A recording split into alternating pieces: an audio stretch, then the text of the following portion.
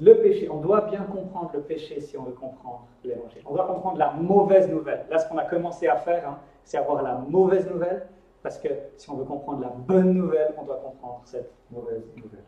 On doit comprendre la mauvaise nouvelle du péché qui agit en nous et contre nous pour voir la bonne nouvelle de l'évangile de Jésus qui va agir pour nous et du Saint-Esprit qui va agir en nous. Donc le péché c'est désobéir à la volonté de Dieu. Le péché, d'après les anciens dogmaticiens, est non-conformité ou manque de conformité à la loi de Dieu. Okay? D'autres formulations équivalentes seraient recevables. Tout ce qui est dit ou fait ou convoité contre la loi éternelle, écart par rapport aux normes divines, transgression du commandement, non-accomplissement de la volonté de Dieu. Le péché, c'est désobéir à la volonté de Dieu. C'est un péché personnel contre une personne. Et puis on pêche par omission en faisant ce qu'on devrait, par omission en ne faisant pas ce qu'on devrait faire. Et puis par commission en faisant ce qu'on ne devrait pas faire.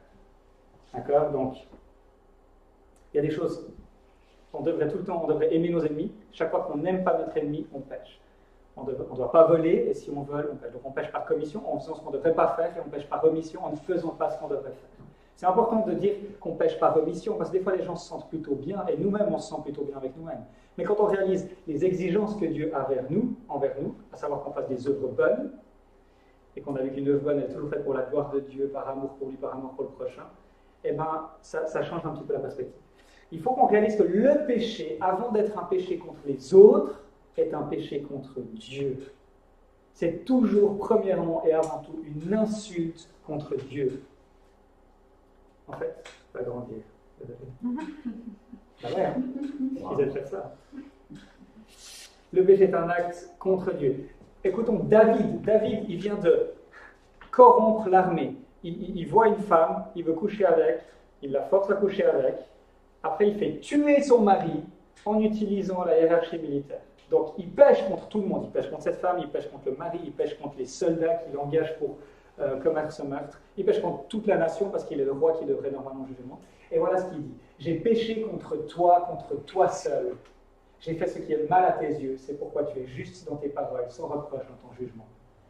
Il a compris, David, que tout péché, bien sûr, il ne dit pas qu'il n'a pas péché contre les autres, mais il réalise qu'il a premièrement et avant tout péché contre Dieu. Et pour réaliser ça, c'est l'idolâtrie qui nous aide. Dieu nous commande de ne pas commettre l'idolâtrie. Et puis le péché d'idolâtrie, Dieu nous le montre. Le péché, c'est ça. C'est la perspective de Dieu sur le péché.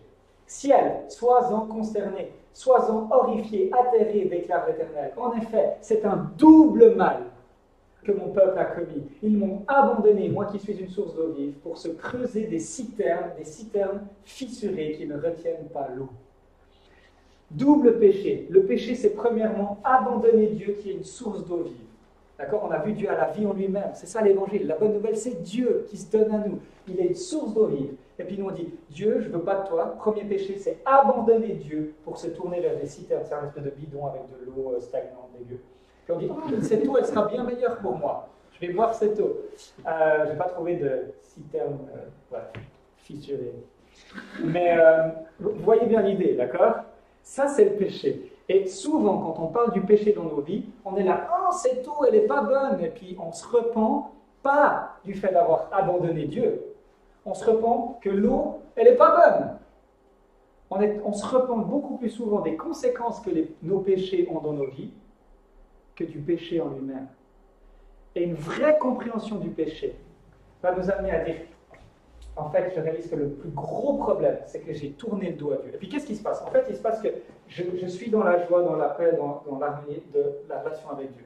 Et je me détourne de Dieu pour me tourner vers une idole, vers quelqu'un ou quelque chose d'autre que Dieu. Et en fait, le péché le plus grave, et puis qu'est-ce qui se passe? Pourquoi le péché, quand on commet le péché, en fait, ce qui se passe, c'est qu'on se prive de la gloire de Dieu. Tant qu'on regarde la citerne traversée, tant qu'on boit dans cette eau, en fait, la pire conséquence, ce n'est pas les maladies qu'on chope en buvant cette eau, voilà, c'est ce que j'essaie de dire, ce n'est pas la maladie qu'on va choper, la pire conséquence, c'est que je tourne le dos à l'eau, à la source d'eau vive, et que je ne peux plus boire tant que je bois ça. C'est ça le plus gros problème du péché. Ce n'est pas premièrement les maladies et toutes les conséquences néfastes de nos péchés. Bien que ça, c'est un problème, c'est souvent ça qui nous réveille et qui nous font retourner vers Dieu. Mais ce qui devrait nous scandaliser le plus, c'est que je me suis privé de l'amour de Dieu, je me suis privé de sa grâce et j'ai cherché sa grâce et son amour dans cette citerne crevassée. La dépravité totale. Le péché a corrompu la totalité de notre être. Le péché affecte nos actions, nos comportements, nos attitudes, nos relations, nos émotions, notre intelligence. Donc si on prend l'image d'une maladie, d'un système du corps humain, tu n'es pas juste malade, tu n'as pas juste un cancer des os, mais oups, qu'est-ce qui s'est passé là?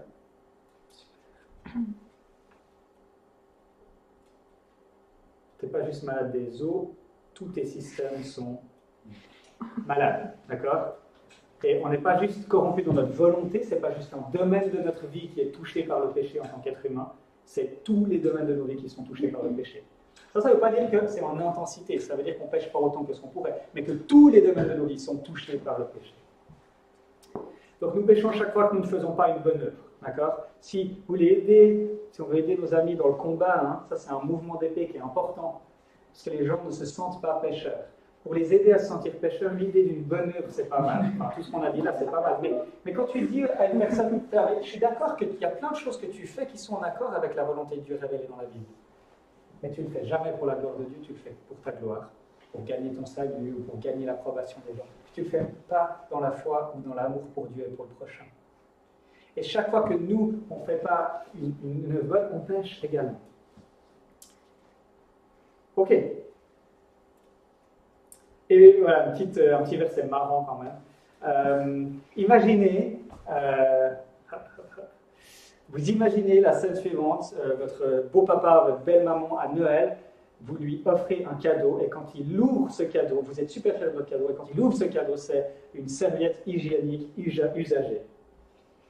Et puis, c'est un peu deg. Hein. Mais imaginez vous offrez ça comme cadeau à Noël à quelqu'un. C'est dégueulasse. Et en fait, vous savez quoi? Ça, c'est un peu ce qu'on offre des fois à Dieu et on en est super fiers. Ça nous arrive d'offrir ce cadeau à Dieu dans nos vies. Parce que très souvent, on dit « Ah Seigneur, j'ai fait ça pour toi. » Et en fait, on ne l'a pas du tout fait pour lui, on l'a fait pour nous. Puis très souvent, on est fiers de nos bonnes œuvres et qu'on les offre à Dieu. Puis en fait, cette image, c'est pas moi qui l'invente, c'est Ésaïe. Nous sommes tous devenus comme des objets impurs et toute notre justice est pareille à un habit taché de sang. Ça, c'est l'image... Ça doit être usagé. Nous sommes tous aussi fanés qu'une feuille et nos fautes nous emportent comme le vent.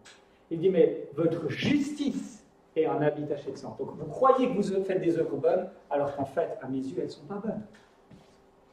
Le péché est grave, le péché nous touche et on est des pécheurs. Et parce qu'on est des pécheurs, on a désespérément besoin de la grâce de Dieu.